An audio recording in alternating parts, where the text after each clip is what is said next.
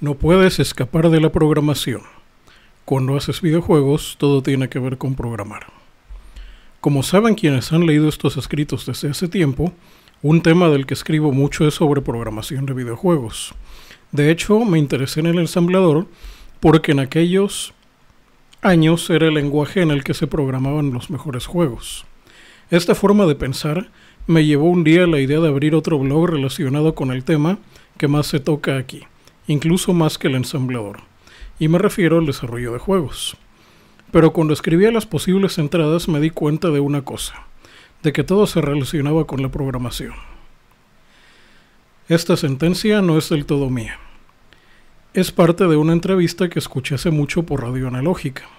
En un programa sobre computadoras entrevistaban a uno de los egresados de una de las en ese entonces muy contadas escuelas de videojuegos, y el invitado dijo que no importaba qué área del desarrollo de videojuegos uno se dedicara, siempre se relacionaba con la programación de una forma u otra. Y esto lo confirmé cuando intentaba escribir una entrada de cómo se crean los sprites, y vi que la mayor parte del texto hablaba sobre estructuras de datos, alineación de memoria y transferencias eficientes de secuencias numéricas. Es decir, que nada que ver con lo que la gente que yo conozco que se dedica a dibujar para videojuegos hace. Ahora veamos las principales áreas del desarrollo de videojuegos, que aunque lo intenten no puedo huir de la programación. Los artistas gráficos no pueden escapar. Suponiendo que ustedes sean artistas gráficos porque en verdad les gusta dibujar, y no porque programar les daba miedo, de seguro tienen un estudio propio con una mesa de dibujo, lámpara flexible, una colección de tintas y lápices siempre disponible, y si tienen dinero, puede que hasta una tableta gráfica. Las paredes de su lugar de trabajo sostienen aquellas obras que los hacen sentir orgullosos, y que les levantan la autoestima cuando el último cliente al que le hicieron los dibujos de esa campaña publicitaria no les pagó lo que querían. En fin, el asunto es que cuando intentan meter su arte en un videojuego, este no se ve tan bien como lo hacían los dibujos de las paredes. Ni siquiera se ve tan bien como se veía en la pantalla de la computadora en la que diseñaron. En lugar de eso, los personajes parecen planos y sin detalle. No se aprecian los gestos faciales ni las expresiones en los juegos para móviles. Los trazos se ven toscos e irregulares y las fotos digitalizadas de los personajes parecen recortes de revista. El artista se siente mal, pero nada de esto sucede porque sea un mal dibujante, sino porque no sabe cómo funciona el sistema gráfico de una computadora. Algunos de estos errores comunes son, por ejemplo, no calcular bien la resolución en la que va a aparecer la imagen. Si tan solo dibujan en papel y usan un escáner a la hora de ajustar el tamaño, los detalles grandes se van a deformar, y los pequeños van a perder por completo. También está el problema de la profundidad del color. Un escáner puede capturar hasta 48 bits de profundidad de color, pero las pantallas de muchos sistemas de videojuegos con dificultad alcanzan los 32 bits, y aunque los alcanzara, el ojo humano puede no percibir bien las tonalidades. Algunos intentan paliar este cambio retocando las imágenes digitalizadas antes de integrarlas al juego. Debo advertirles que esto nunca funciona. Si una imagen digitalizada y pegada directamente a un juego tiene el aspecto de un recorte de revista, una imagen digitalizada y retocada en un editor gráfico va a parecer un recorte de revista al que le dibujaron encima. Otro problema al convertir un dibujo a sprite sin saber programar es el de que queda delineado. Las figuras quedan con un contorno que hace que no se vean debidamente integradas con el resto de la escena. Esto es por no manejar la profundidad de color. De todos estos problemas hablaré en el futuro, porque necesitan una nota para ellos solos. Ahora veamos cómo los modeladores 3D, que no saben programar, se dan de narices al tratar de hacer modelos para videojuegos. Los modeladores 3D no pueden escapar. Esta historia la vi en persona. Cierto modelador 3D que se quejaba de que los modelos que hacía para videojuegos eran demasiado simples y angulosos, y que cuando hacía que se vieran bien, estos alentaban demasiado el juego e incluso no corrían. Esto sucede porque los primeros editores 3D para computadoras personales, como el 3D Studio, no hacían realmente modelos de objetos, sino de escenas completas, y a la hora de importar uno de estos archivos a un juego había demasiada información que en realidad no se usaba. Otro detalle que los modeladores 3D que nunca han hecho modelos para videojuegos es que los modelos se procesan en tiempo real. Hay reglas sobre cómo deben diseñarse estos objetos para que se vean bien en un videojuego de acción rápida y que no sobrecarguen las rutinas de rendering. Por ejemplo, muchos de estos se dibujan incompletos, de modo que al moverse rápido el cerebro humano los une. Si son observadores y tienen un PlayStation de primera generación que funcione, podrán ver cómo muchos personajes en realidad no tienen articulaciones sólidas. Otra manera de aligerar el rendering es usar las texturas de manera que parezca que el objeto tenga relieve irregular u obedezca a cambios de iluminación. El conocido como normal mapping es en realidad una optimización para simular superficies irregulares en un objeto formado por caras planas. Los modeladores 3D, cuyo trabajo no se relaciona con los videojuegos, no necesitan saber esto, porque rara vez les piden hacer modelos que van a ser presentados por un sistema de visualización en tiempo real, y más si es un sistema de visualización tan insuficiente como una consola de juegos. Casi siempre lo que les piden son animaciones e imágenes fijas, o en el caso de los que trabajan para cuestiones de ingeniería, modelos muy detallados que no necesariamente se ven realistas. Al hacer modelado para videojuegos no se debe de hacer tanto detalle porque hace el modelo demasiado difícil de procesar. Pero tampoco basta con disminuir la cantidad de polígonos para convertir un modelo detallado en uno que pueda incluirse en un videojuego. Esto da al modelo una apariencia falsa y plástica. El proceso para convertir un modelo detallado en uno apto para un sistema en tiempo real comienza desde antes de diseñar el modelo detallado y toma en cuenta detalles tan poco artísticos como la precisión numérica usada para representar los vértices, o que al multiplicar las dimensiones y profundidad de color de las texturas, el resultado sea una potencia de 2 alineable en memoria. En mi experiencia he visto gente que hace modelos de millones de caras con efectos de luz dificilísimos de procesar, cuando podrían obtener resultados más vistosos y eficientes con unos cuantos miles de caras, iluminación interpolada y unos cuantos juegos de texturas. Por cierto, en mucho tiempo de convivir con desarrolladores de videojuegos, tengo por lo menos 10 años en los que no he visto que abran un archivo de imagen, ni mucho menos uno de un modelo 3D a nivel binario.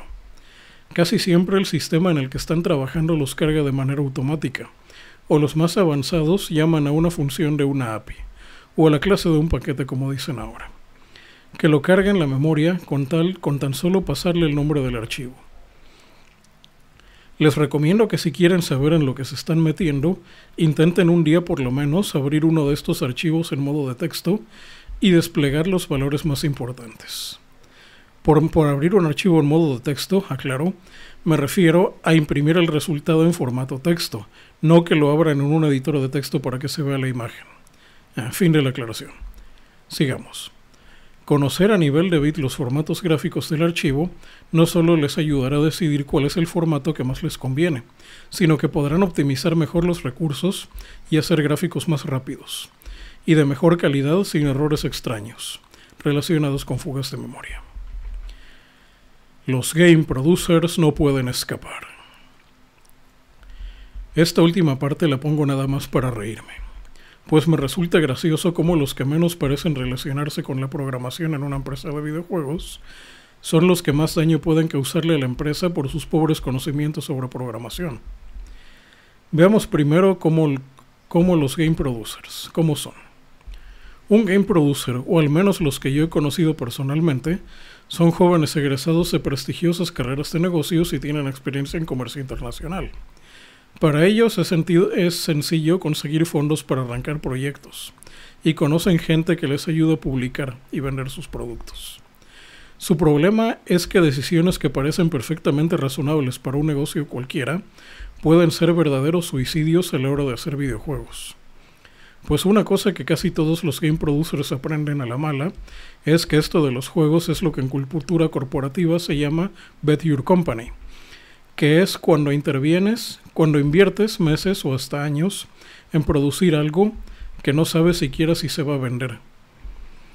Un producer puede hacer cálculos del costo de desarrollar un videojuego a lo largo de un año, y luego ver que una adquisición de una licencia de un engine puede recortar ese costo y ese tiempo y el costo a la mitad. Cuando ve que el desarrollo no avanza según lo planeado, contrata a más ingenieros para sacar el trabajo, y hasta prevé cómo cubrir las inminentes pérdidas. Y al final, si es listo, hace un trabajito para un cliente corporativo, queda tablas con las deudas y liquida la empresa. Esto le pasó porque aunque su razonamiento era perfecto para producción industrial o negocios tradicionales, al no saber de programación cometió errores que lo llevaron a la bancarrota. Y es que para sacar a flote un negocio de software es necesario conocer una serie de fenómenos que solo ocurren en ese tipo de negocios. Como que mientras más ingenieros se unen al trabajo en etapas avanzadas, más tiempo tarda el sistema en terminarse. O que lograr que un programador pueda modificar un código de otra persona cuesta más dinero y toma más tiempo que si él mismo lo hiciera desde cero. Incluso hay grandes tomos sobre administración del desarrollo de software, y las carreras de ingeniería en computación más serias comienzan a orientarse más a eso que realmente programar. Un productor o especialista en negocios que no sepa de programación puede cometer ese tipo de errores, y otros que le harán perder mucho dinero, y sobre todo no cumplir a tiempo con los deadlines. Los beta testers no pueden escapar. Finalmente llegamos a lo más bajo de la empresa de videojuegos. Conocidos en otra época como beta testers y hoy simplemente como QA, el QA es un pobre diablo al que le obligan a jugar los mismos juegos malos una y otra vez durante horas para detectar errores. Si tanto los jefes encargados del departamento de control de calidad como los QAs no saben nada de programación, van a mantener las partidas durante días y noches enteras y al final se van a colar errores. Y esto ocurre porque probar un videojuego no es simplemente jugarlo, sino que el que lo prueba debe de ser capaz de destruirlo. Suponiendo que antes de pasarle al probador humano, los programadores ya efectuaron toda una batería de pruebas automatizadas para llevar el juego a su límite, y que el encargado de probarlo sabe de programación, seguro hará pruebas que ningún jugador considerado normal haría. Por ejemplo, un programador sabe que los números se guardan en espacios de memoria de longitud limitada y no pueden crecer indefinidamente. Una prueba sería acumular todas las monedas o ítems que pueda para ver cuántas puede cargar el personaje. Llevar el contador de puntuación a su máximo a ver si se detiene o reinicia, o intentará atraer a la mayor cantidad de monstruos en una sola pantalla. Esas pruebas casi siempre conducen a un viejo error conocido como overflow, y pueden hacer que el juego se trabe o ocurran cosas extrañas. Otro tipo de prueba es la siguiente. Si conoce el concepto de banderas y toma de decisiones, puede intentar cosas como tomar una vida al mismo tiempo que reciba el golpe final, o intentar guardar el juego justo en el momento que va a aparecer la pantalla de Game Over. Incluso si conoce el concepto de máquina de estado finito y aceptores, puede deducir y probar combinaciones de acciones que potencialmente podrían llevar el juego a un fallo. En fin, un QA que sepa de programación puede descubrir errores que un jugador normal no podría localizar ni aunque jugara durante años. Ya para irme, les recuerdo que si se interesan por hacer videojuegos, no pueden escapar de la programación. No importa si son artistas, productores o simplemente control de calidad. Les digo esto porque he visto grupos de desarrollo que no tienen programadores, o estos son muy pocos en comparación con los especialistas en otras áreas, o que simplemente los menosprecian y marginan. Si sus trabajadores no tienen un mínimo de conocimiento de programación, por lo menos procúrenles un asesor que sí sepa y los oriente en su trabajo. Aunque viéndolo bien, si los artistas, productores o QAs no les interesa un mínimo la programación, ¿para qué quieren dedicarse a hacer videojuegos? Fin de la nota.